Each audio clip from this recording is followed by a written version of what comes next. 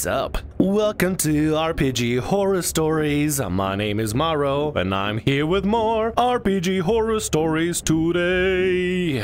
I really should not be a musical artist or really a musician at all. Anyway, I do have some RPG horror stories that are probably way better than my singing. So let's get to the stories for today. The Anti-Campaign. There were no villains, heroes, exploration, recurring NPCs, or plot of any kind. No areas to explore, no motivations, secrets, plots, or mysteries. Nor events, magic items, lore, adventures, or dungeons. Nothing. Combat was rare as a dragon in a bakery. It was unbelievable to witness. But you may be asking, how is that possible? How'd you guys fill over a dozen 3-hour sessions? Well, let me tell you, it wasn't all looking up rules and dealing with a problem player. A war is raging without context, cause, or connection to the player. The only recurring NPC in the game, a mercenary manager with the personality of a sloth, tips us off to a sleeping dragon at the bottom of the lake who would make a powerful ally. We spent an eternity traveling there, and 2 more trying to get to the bottom of the inexplicably deep lake. Okay, fast travel is very important for your games. If you're setting up to have your players eventually reach somewhere, you want the fast travel, going from point A to point B, be as quick as possible, unless you have super important things to do in between, going from point A to point B. If you have nothing going on between point A to point B except just forcing people to roll survival the whole time, just to make sure they're staying on track, that's a boring ass game. Have something going on in between. But if there's nothing going on from point A to point B, skip the journey. Maybe do a few roll encounters, like a couple of times, you know, somebody roll a 1d12 or 1d20 or 1d100, see if there's any encounter at all, or any sort of interesting NPCs that can run into in between the journey. But otherwise, just skip the journey. Fast travel. No cutscene or nothing. It loads a loading screen and then back to the thing. And you're back at the thing and actually doing the fun thing. Not, what, 10? What? How many sessions was that? It said eternity. So I'm assuming like 3 to 4 sessions maybe. And then 2 more sessions just getting to the bottom of the lake. We fiddle with spells and potions and all manner of solutions, each one coming up short. Finally, we get to the sleeping dragon. And he won't wake up. We try over and over again. But we roll badly, so the dragon remains asleep. Why the F would the DM even have us roll for that? Our magic effects wear off, and we have to start back at square one. I needed a long rest in real life. Eventually we wake the dragon to beseech it to help us. For the first time in hours, nay sessions, the players are engaged. The dragon yawns. I've been alive for 10,000 years. I don't care about your war, and I have all the gold I want. I'm going back to sleep. The wizard goes to the library, the elf forages, and we end the session. Every session was like that. This sounds like hell. And I'm a tiefling. I should know a little bit about hell, kinda. But like, this sounds like literal, utter hell. A giant demon has eaten everyone in a huge destroyed city where it now lurks. Quietly we arrive at the docks. We spend an entire 3-hour session milling about, investigating, debating methods of approach, brainstorming traps, meditating on the nature of time, and doing nothing. Next session, I say, guys, holy freaking crap, let's just attack the thing. A monk perma-stuns the monster and it dies effortlessly. We spend the rest of the session talking to an NPC we would never see again, who wasn't really impressed. I love the group. I talked to my closest friend in the group who is super close to the DM. Basically, the only other DM they have had was even worse. It was the problem player who just started randomly killing their PCs. They think that the current campaign is maybe, possibly, a touch slow, but still the epitome of D&D. I pleaded with them to the DM and they said no, because they're extremely concerned with perfect rule adherence and I'm less familiar with the rules. Also, huge shout out to the fact that the brother of one of my friends joined the table, a shrink who is hilarious, genius, warm, and a truly great man. He chose to play a mute brooding assassin. I'm sorry you went through this hell, for real. Also, the adhering to the rule does not mean you have to make the game boring. There's nothing in the books or the DM's guide that says, hey, you gotta make the game as realistic and boring and slow as possible as to be the most slowest burn. It's fine to have games that are slow burn. There's nothing wrong with that. There's nothing wrong with that whatsoever. I've been in games like that. I've been in VR chat roleplays like that. It's like sometimes you just want to make sure it's a slow burn so that you could truly immerse yourself into the experience and really build on the world that you have. You don't have to jumpstart everything from episode to episode, and that's fine. But this is way too slow. This is not even a snail's pace slow burn. This is like a snail pace that is dead and doesn't move except when the wind blows and blows the shell over occasionally every once in a while, few millimeters at that. I don't know why the DM wants to have that as a thing. That was painful. Let's get to the next story. Hopefully the next story will put a little bit of pep in our step instead of whatever the DM is trying to do here. Christ, I'm sorry, OP. You deserve better. Is it really D&D? Not really my story, but it's been on my mind for a bit. Not sure if it fits here, but here it goes. So, my friends and I have been playing D&D for a couple of years, and it's a blast. Me and my best friend take turns DMing. The party is very supportive of us, and we are very happy with our table. Turns out, even the quietest in the party explicitly spills the details of our campaign to his little sister, who's also into D&D, just at another table. We all hung out on New Year's Eve, and his sister was there. We got talking about D&D, reminiscing about this artificial dungeon I made up with these sticky traps. One player brings up the fact that I made them paranoid of doors, and out of the blue, little sister says, "Doors? What about them?" I'm like, "Yeah, I went a bit crazy with traps and puzzles, and now they're all door-phobic." She's confused. Traps? Doors? What are you even talking about? She's been playing in her campaign for years, and that's her only experience. She says everyone, DM included, is a seasoned player. Most of them are voice actors while she's still in school and a new player, so she just thought it was normal. Anyway, she says that all the doors are open for them by someone. What do you mean opened by someone? I mean, either there are 0 doors or NPCs go out of the way to open them for us. I thought it was the way things worked. Huh, weird. Did the DM explain why? Apparently it's all about the main character, Birch, not real name. Everyone loves him. As a matter of fact, the town hub is called Birchville. He's a war hero seeking revenge for his dead family, and our final goal is to help him out. Wait, what? D&D is supposed to be a team effort. Yeah, Birch is the star, we're just secondary characters. I wrote my backstory just for fun, but the DM never bothered to read it. More than once, Birch went on a 4-hour tangent or side quest by himself. I had to sit there quiet. Got told I was not useful in those sessions and still had to stay there. Kinda sucks, to be honest. Oh my god, this sounds horrible. This sounds terrible. This girl thinks that this is normal? No, that's not okay, dude. That is not okay. Whoever's running that game, you suck. Because now you're ruining a new player's experience. I get it. It's nice that you have a bunch of people that are talented, voice actors and stuff like that. I get you have a pretty established world. But having one person be the main character and everybody else is a side character and that aren't useful. You have a moment there where you have a new player, somebody that maybe never played D&D or TTRPGs in general.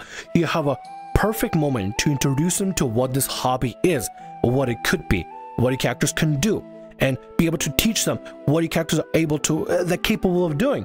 And instead you're wasting the chance away by focusing on your main character, Birch, because he's the most important character ever. What a wasted opportunity. How is everybody else just sitting around just fine with this? How do people even play it like that, dude? I can't see it. I literally cannot see it like that. I don't want to say the story is fake, but like, good lord, this sounds like a disaster of a situation. My heart goes out to this girl. Shy, insecure, but sweet. She's not in the best headspace right now, and I think that listening that you're not important, just here to serve someone else every week is not beneficial for her mental health. So I told her to bail on that group. Oh, they're writing a book about it. One's a writer, another one's an artist. Guess it'd be cool to be part of the project, even though I wish I could have gameplay like you guys. Thing is, I am certain that she and most others won't make the cut with our book. With the DM, they're replaceable. Sadly, she can't join our sessions due to her schedule. I just feel so much for her. And by the way, not only do they not have doors, but they never stumble upon a single trap, puzzle, or cool loot. Talk about missing out. They don't have a single trap, puzzle, or cool loot, or probably even like proper semblance of what an adventure is supposed to be. There are some people out there that genuinely feel like their character is the main character, and the DMs, for whatever reason, just want to elevate a single person in a group, a single person they're writing a book for. If you want to write a book, just write a book. It's fine if you want to base your book on your TTRPG adventure, but there are ways to turn it into like a proper adaptation, right? There are ways to turn it into a proper adaptation, but include the rest of the players into the game. What is wrong with that? What is wrong with that DM? I'm betting what's happening is that the DM is basically blowing smoke up to Birch players' ass and making them seem like they're the most important character, allow them to go on 3 to 4 hour tangents. Imagine sitting at a table for 3 to 4 hours. You just have to sit there, silent, listening to some other idiot just drivel off about the character being so important and stuff, and the DM just blowing smoke up their ass the whole time, dude. I'll be pissed. I'll leave immediately. This girl deserves better. This girl deserves better. She deserves to leave the group, find a better group that actually lets her play the game properly, lets her character flourish and grow, and the backstory to be actually read, goddammit. What is wrong with the DMs not reading the backstory? Your player is actually thinking about how their character could be involved in the world, how they can belong in this world, what their semblance is in the world, where their place is, what kind of aspirations their character would want to have. Why would you not want to involve your player's character into this world by reading the goddamn backstory? Your player is putting effort into that. They're putting effort into that to try to, I don't know, add a little bit of life to your story, add a little bit of life to add a reason for their character to belong in this story. At least you could do is have the courtesy to read the goddamn backstory and maybe use it in some ways, man. Maybe not everything, but in some capacity. Anyway, I really hope the girl gets a better group because she deserves a better group with actual adventure and fun. Not just listen to somebody dribble for 3 to 4 hours about the main character being so important and stuff. Let's get to the next story for today. The time I decided to stay as a DM.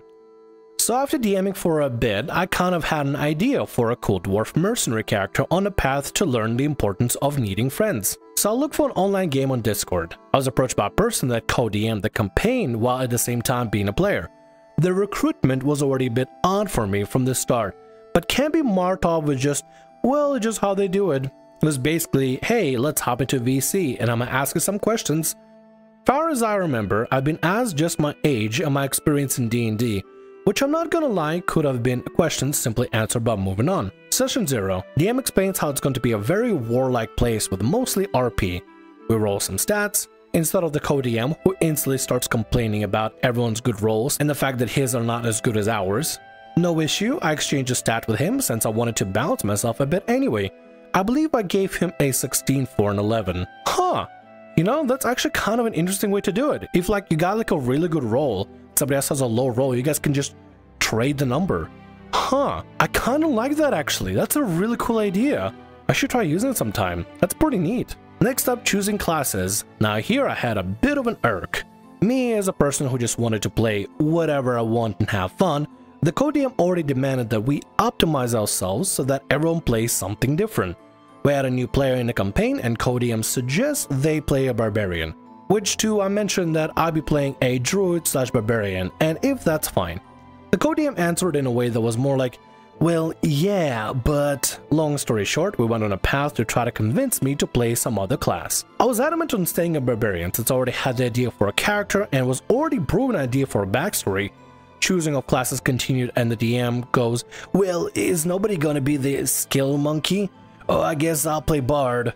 Bah, gotta be the leader of the party again. Which is a little weird to proclaim that you'd be the party leader before I even have session 0. But I was fine with it, just because I was excited for the plot of the world and get to play. Just because you play bard or whatever, it doesn't mean you're the leader. Nobody's really the leader. Everybody can come in with something to bring to the table, either with high skill to be able to check for traps or lockpick locks and stuff like that. Or somebody can be really good with arcane knowledge and understand arcane arts or religious and occult things. Somebody can be really good at combat and flanking or tanking or support healing or just healing in general. There's so many archetypes you can build yourself into, and just because you have somebody missing as like a skill monkey, it's not gonna take away from the party. One thing you could do as a DM is if you're missing like a skill monkey or missing a tank or something, you can always just give them magical items that sort of make up for what they're missing. Don't have much casters? Give them a lot of spell scrolls, let them use that. Or magical items, let them use things like, I don't know, a wand of fireball or something.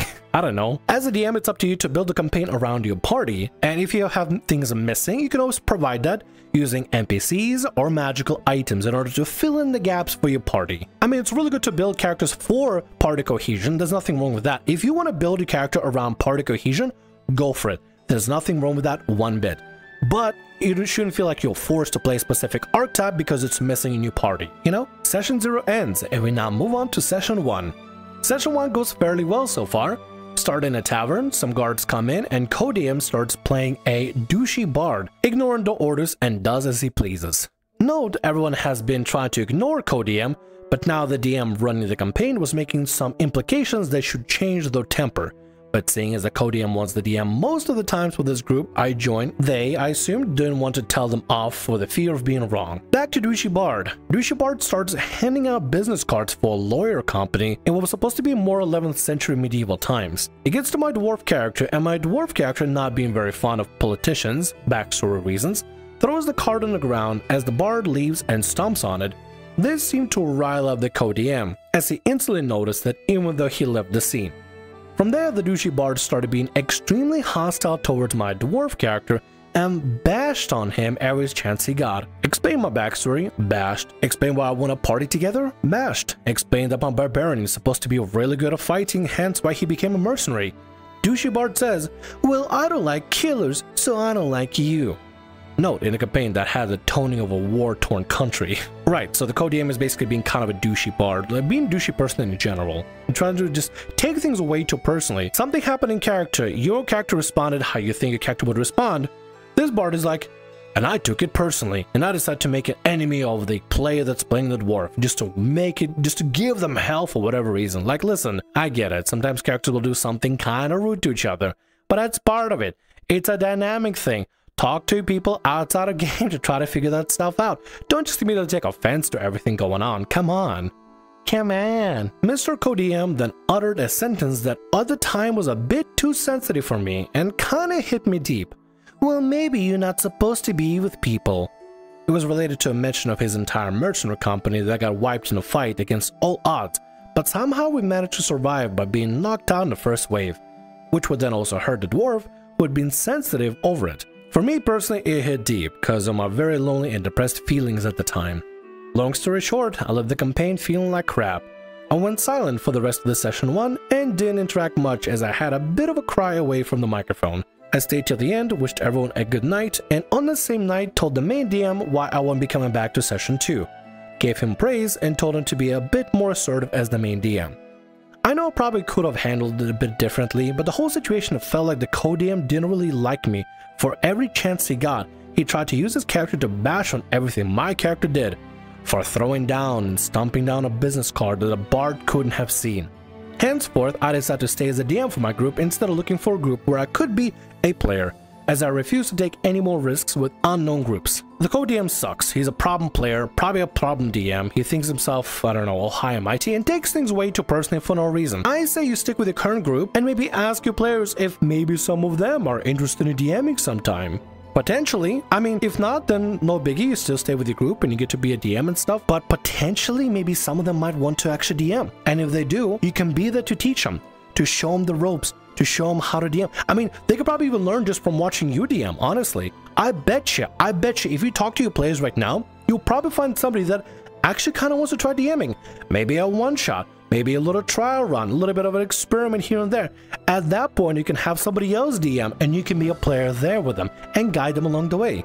Try that, and don't give up on wanting to become a player. Like, yeah, other groups suck, and you don't know who's going to be running into at times, and it's okay, that's fine. I understand the concerns about it. I understand all the concerns, anxieties, and everything, but I believe in you. I believe in you, I believe in your players, and I believe you'll eventually find some sort of a group that you can play in. So, from me to you, don't give up hope.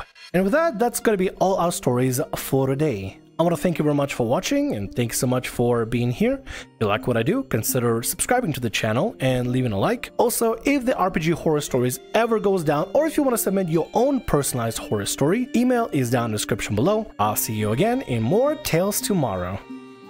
Bye-bye.